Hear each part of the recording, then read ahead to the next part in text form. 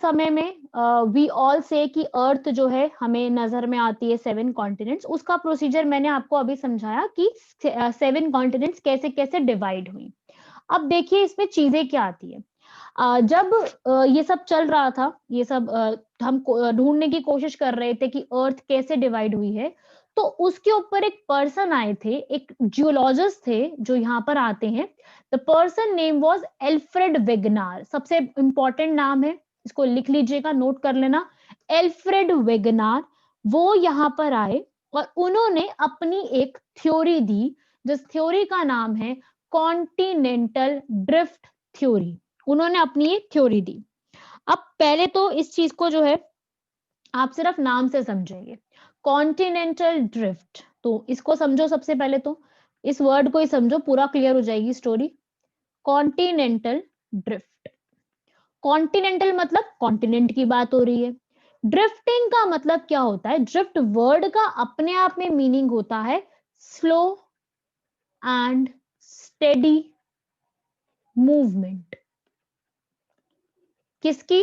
Continents की। मतलब continents जो है वो स्लोली और हर वक्त मूव कर रही हैं। अब आपके दिमाग में आएगा कि भाई कॉन्टिनेंट्स कैसे मूव कर सकती हैं? सबके दिमाग में ये चीज आएगी ना, कॉन्टिनेंट कैसे मूव कर जाएगी?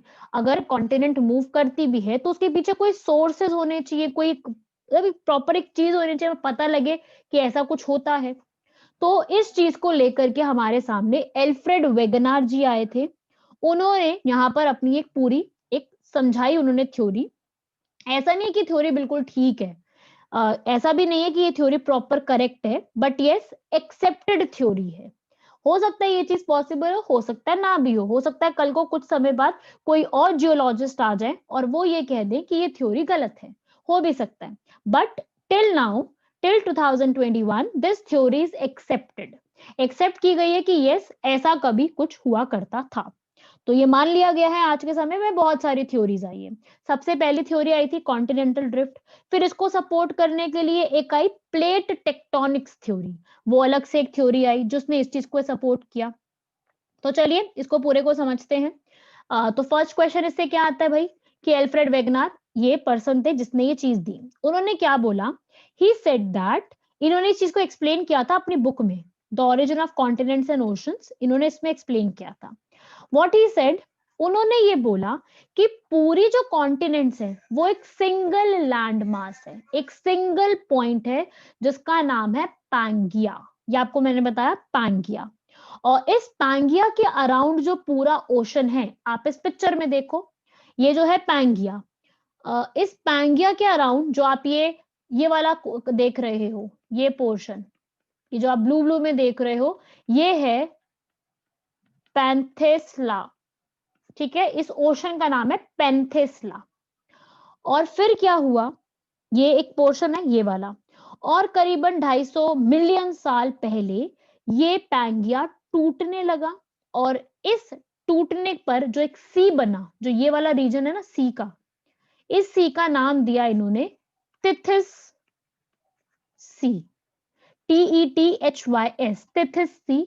और पांगिया जो है वो दो हिस्सों में डिवाइड हो गया, लॉरेशिया एंड गोंडवाना लैंड, दो हिस्सों में प्रॉपरली डिवाइड हो गया।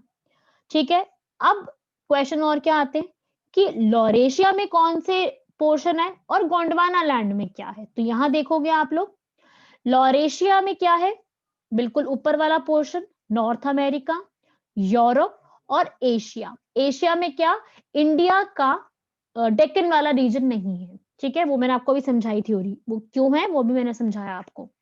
और गोंडवाना लैंड में क्या है, साउथ अमेरिका, अफ्रीका, इंडिया का डेक्कन पोर्शन और ऑस्ट्रेलिया और एंटार्क्टिका, ये सारे गोंडवाना लैंड के पोर्शन है। तो यहां पर ये पोर्शन ऐसे नजर में आए, ये चीज एक थ्योरी निकाली। अब सवाल ये उठता है इससे कि ये जो थ्योरी आई है, ये जो बात इन्होंने कही है कि कभी एक साथ हुआ करते थे, ऐसे ऐसे है, इसके पीछे कोई एविडेंस भी तो होना चाहिए, कोई सबूत भी तो हो जो इस चीज को सपोर्ट करे कि ऐसा कभी हुआ भी करता था। मतलब किसको पता है 250 मिलियन साल पहले क्या हुआ था, ना आपको पता है, ना मुझे पता है, और ना ही एल्फ्रेड वेगनर भाई साहब को पता था, किसी को नहीं पता। उन्होंने भी थ्योरी लगाई, उन्होंने भी इसके पीछे सबूत दिए, उन्होंने एविडेंस प्रोवाइड किए। क्या एविडेंस थे ये देखोगे अब। उन्होंने अपना एविडेंस दिया, एक बहुत उन्होंने काम की चीज बताई यहाँ पर। उन्होंने ये बोला, अगर आप इसको देखो, अगर आप यहाँ पे नोटिस करो, मतलब उनके सामने जो पिक्चर है वो तो ये पिक्चर है आज के समय में, क्योंकि 100 मिलियन साल पहले तो एल्फ्रेड वेगनार भी जिंदा नहीं थे। तो हमारे सामने जो पिक्चर है वो आज के समय में ये है। उन्होंने इस पिक्चर से जो है इस पिक्चर का कंक्लूजन निकाला, लेकिन वो उनके हिसाब से क्या हुआ कि अगर आप बहुत ध्यान से वर्ल्ड का मैप देखो, क्लास ओवर होने के बाद ना एक बार वर्ल्ड का मैप बहुत ध्यान से देखना। आप अगर देखो ना, तो जो ये साउथ अमेरिका है और ये जो अफ्रीका है, अगर आप इनको एक साथ जोड़ना चाहो ना तो ये जुड़ जाएंगे। मतलब एक दूसरे के मिरर इमेजेस है। बात समझ रहे हो, मिरर इमेजेस। मतलब ये एक दूसरे के बिल्कुल लगते हैं कि आमने सामने है, और फिट करना चाहो तो ये फिट हो जाएंगे। जिसे हम कहते हैं ना, गेम होती है जिक्सॉ फिट, जो पजल वाली गेम होती है, कि जहां पर भी आप जोड़ना चाहोगे वो जुड़ जुड़ के एक प्रॉपर एक स्ट्रक्चर बन जाएगा, जो हम बचपन में खेला करते थे। इन्होंने एल्फ्रेड वेगनार ने उसी थ्योरी को उठाया और कहा कि अगर आप इन सबको जोड़ना चाहो ना एक साथ तो जुड़ जाएंगी। उन्होंने एग्जाम्पल दिया साउथ अमेरिका और अफ्रीका का, कि ये जो है ना, ये वाला जो टुकड़ा टूटा हुआ है, यहाँ देखो आप सब लोग, जहां मेरा पेन है वहां देखो, ये जो टुकड़ा टूटा हुआ नजर आ रहा है ये इसी का टुकड़ा है, ये साउथ अमेरिका का टुकड़ा है, ये यहाँ पे जुड़ जाएगा और ये पिक्चर बन जाएगी। जो आप सेकंड वाली पिक्चर देख रहे हो, ऐसा कुछ बन जाएगा। सेम ऐसे ही लॉरेशिया भी बन जाएगा। बाकी सारी चीजें ना आपस में जुड़ जाएंगी और एक तरीके से बन जाएगी फिगर ऐसी। उन्होंने ये बात बोली, जिक्सॉ फिट का एग्जाम्पल दिया, उन्होंने अपना एक पहला सबूत पेश किया, जिक्सॉ फिट। सेकंड, उन्होंने और भी इसको एक्सप्लेन किया, उन्होंने अपने सबूत प्रॉपर इकट्ठे रखे कि भाई ऐसा ऐसा है इसके अंदर। दूसरा सबूत उन्होंने दिया, उन्होंने बोला कि अब एक माउंटेन्स हैं बहुत दूर दूर है, जैसे यही मान लेते हैं साउथ अमेरिका और अफ्रीका। साउथ अमेरिका में ये रीजन आता है ब्राजील, सबने सुना होगा ब्राजील का नाम, ब्राजील आता है यहाँ पर, ब्राजील। और यहाँ पे अफ्रीका है। ये अफ्रीका जो है, ये वाला रीजन पड़ता है अफ्रीका का gulf of Guana. Gulf of Guana यहाँ पड़ता है।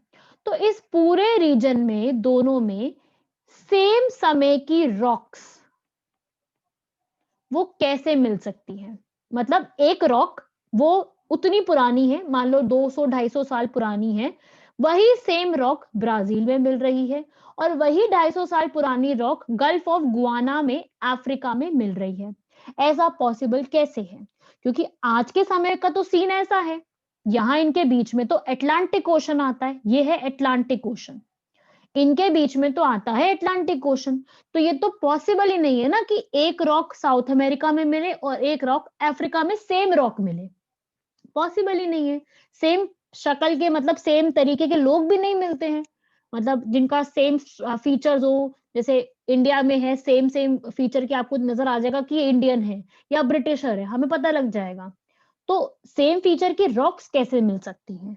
तो ये एक इन्होंने अपना पॉइंट एक पेश किया कि भाई ऐसा है कि ये सेम चीज कैसे मिल सकती है, सेम पॉइंट उन्होंने ये पॉइंट दिया एक। फिर उन्होंने एक पॉइंट और दिया साउथ अमेरिका और अफ्रीका के अलावा, उन्होंने ये बोला कि आगे देखेंगे इसी में, सेलिडियन और एप्लाचियन माउंटेन्स का भी सेम सीन है। ये दोनों माउंटेन्स जो है यूएसए और यूरोप में है। सेलिडोनियन माउंटेन्स जो है हमारे, वो यूरोप में है, और एप्लाचियन माउंटेन्स है वो यूएसए में है। ठीक है, और दोनों जो है ये एक सीरीज बिल्कुल सेम नजर आती है, ये दोनों माउंटेन्स बिल्कुल सेम स्ट्रक्चर फॉर्म करते हैं। तो हाउ इज इट पॉसिबल कि एक माउंटेन जो यूरोप में है वही सेम माउंटेन कभी यूएसए में भी रहा हो? तो इस पिक्चर में आपको नजर आ रहा है, मैं आपको पिक्चर ही दिखाती हूँ इसकी। ये वाला देखो, ये रॉक्स वाला सीन देखो यहाँ पर, ये वाला अपलाचियन माउंटेन्स ये रहे नॉर्थ अमेरिका में, और ये रहे यूरोप में अपलाचियन माउंटेन्स, सैलिडोनियन माउंटेन्स। नाम अलग अलग है आज के समय में, पर कभी एक हुआ करता था। मतलब उनके हिसाब से, मैं ये नहीं कह रही कि ये सच्ची है, पर उनके हिसाब से, एल्फ्रेड वेगनार के हिसाब से उन्होंने ये बात बोली। तो आप खुद सोचो, बीच में इतना बड़ा ओशन है, ओशन को क्रॉस तो कर नहीं सकते हैं कोई भी, ओशन को क्रॉस तो हम लोग भी नहीं कर सकते, हमें भी शिप चाहिए, एयर ट्रांसपोर्ट चाहिए ओशन को क्रॉस करने के लिए। तो कैसे पॉसिबल है कि माउंटेन सेम जो है दो जगह पे कैसे मिल सकते हैं? उन्होंने एक अपना प्रूफ पेश किया सबके आगे। तीसरा उन्होंने क्या बात बोली? उन्होंने ये बोला कि जो लेम्यूर्स जो है एक एनिमल की एक कैटेगरी है, जो लेम्यूर्स आपको अफ्रीका में मिल रहे हैं, वही लेम्यूर्स आपको इंडिया, मेडागास्कर यहां पर भी कैसे मिल सकते हैं? तो उनके हिसाब से ये कभी सेम था। जैसे आप पिक्चर में देखो, ये पिक्चर ध्यान से देखो, यहाँ पूरी स्टोरी क्लियर हो जाएगी। ये साउथ अमेरिका, अफ्रीका, ये ब्राजील, ये है अफ्रीका का गल्फ ऑफ गुआना, ये सेम हुआ करते थे। उसके अलावा जो इंडिया है, इंडिया का ये सब कॉन्टिनेंट एरिया है सिर्फ, ठीक है? ये इंडिया का जो आज के समय में महाराष्ट्र, तेलंगाना, आंध्र प्रदेश, साउथ इंडिया है ना, जो ये उसकी बात हो रही है, ठीक है? ये जुड़ा था जाके नॉर्थ के साथ।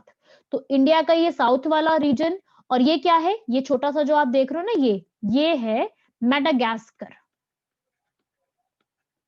ये इसको कहते हैं मेडागास्कर। तो ये मेडागास्कर और अफ्रीका का ये वाला एरिया, ये सारे एरिया कभी एक हुआ करते थे, ये सब ज्वाइन थे। तो सेम जो फॉसिल्स हैं, फॉसिल्स क्या होते हैं? फॉसिल्स होते हैं dead, sorry, remains of dead plants and animals. जो मरे हुए प्लांट्स और एनिमल्स होते हैं ना, जब वो धरती में दफने रह जाते हैं, पड़े पड़े सालों साल बीत गए उनको, तो उनको नाम दिया जाता है फॉसिल्स का। तो सेम फॉसिल हमें इंडिया में मिल रहे हैं, उतने ही पुराने। सेम फॉसिल हमें मेडागास्कर में भी मिल रहे हैं, और सेम फॉसिल हमें अफ्रीका के घाना में भी मिल रहे हैं, गल्फ ऑफ गुआना में भी मिल रहे हैं। तो ये तो तभी पॉसिबल है जब ये कभी एक होते हो, क्योंकि एनिमल्स तो ओशन क्रॉस करके जाएंगे नहीं। बहुत सिंपल सी बात है, एनिमल्स जो है वो ओशन को टाप करके तो दूसरी जगह पहुंचने वाले हैं नहीं। वो कभी एक होंगे, तभी एनिमल्स एक दूसरे पे यहाँ पे क्रॉस हुए, और फिर जब ये अलग होते गए, उनकी स्पीसीज हमें आज भी अलग अलग जगह पे नजर आ रही है। ये एक रीजन इसके पीछे हो सकता है। ऐसा इन्होंने पूरा अपने थ्योरी में हर एक पॉइंट को यहाँ पे एक्सप्लेन किया। और इनकी थ्योरी अगर आप अभी सुनोगे, आपने सुनी, जिसने पहली बार सुनी है उसको लगे कि हाँ भाई बिल्कुल ठीक बात है, जो भी बोला है उन्होंने सही बोला है, क्योंकि ये तो चीजें नजर में आ रही हैं साफ, इसमें तो कोई इनकार कर नहीं सकता, सारी चीजें नजर में आ रही हैं। पर लोगों ने उस चीज को अभी नहीं माना था। दे सेट कि भाई इसमें अभी कुछ तो थोड़ा सा अभी लोचा है, लोचा समझे, थोड़ा सा अभी कुछ पॉइंट में गड़बड़ है, कि अभी जो है यहाँ पर गड़बड़ तो है कुछ इधर, उन्होंने ऐसा बोला। तो क्रिटिसिज्म हुआ इस चीज का। तो उसके सपोर्ट में एक और थ्योरी आई। अब आप लोग खुद सोचो कि क्या ये पॉसिबल है कि आप कॉन्टिनेंट को हिला दो? पॉसिबल ही नहीं है ना कि आप एक कॉन्टिनेंट को आपस में हिला दो। ठीक है, ये कभी एक थी, पर अलग कैसे हुई? आज के समय में कॉन्टिनेंट्स को हिलाना आसान है, पॉसिबल ही नहीं है वो चीज हिलाना। तो इस चीज के चलते जो है उनका थोड़ा सा प्रॉब्लम हुआ अल्फ्रेड वेगनार का, कि भाई उनकी थ्योरी में प्रॉब्लम्स आई, कि उन्होंने ये चीज नहीं एक्सप्लेन करी कि कॉन्टिनेंट्स हिली कैसे। कॉन्टिनेंट्स तो हिल गई, समझ में आ रहा है, लेकिन कॉन्टिनेंट्स हिली कैसे, ड्रिफ्ट कैसे हुई? उन्होंने बोला ड्रिफ्ट हो रही है, लेकिन ड्रिफ्ट कैसे हुई ये वो एक्सप्लेन नहीं कर पाए। तो इसलिए उस समय में इस थ्योरी को उतना जो है इंपॉर्टेंस नहीं मिली।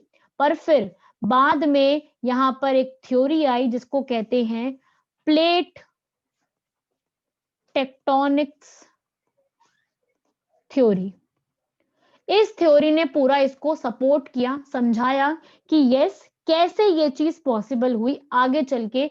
ये ड्रिफ्ट जो हुआ है कॉन्टिनेंट का, ये किस तरीके से हुआ, प्लेट टेक्टोनिक्स क्या होते हैं, अर्थक्वेक क्या होते हैं, वोल्केनोस क्या होते हैं, कैसे आज के समय में अलग अलग जगह पे वोल्केनोस इरप्ट होते हैं, कैसे आइलैंड्स बने, कैसे सारी चीजें हुई, ये सारी चीजें जो है हमें फिर इस थ्योरी ने समझाई।